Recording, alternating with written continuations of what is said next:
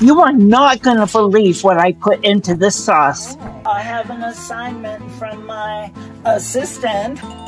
You thought I didn't see you. Yes, I did. And here we go. Let's pick out some ingredients together that we need. We are making marinara sauce. Just tomatoes.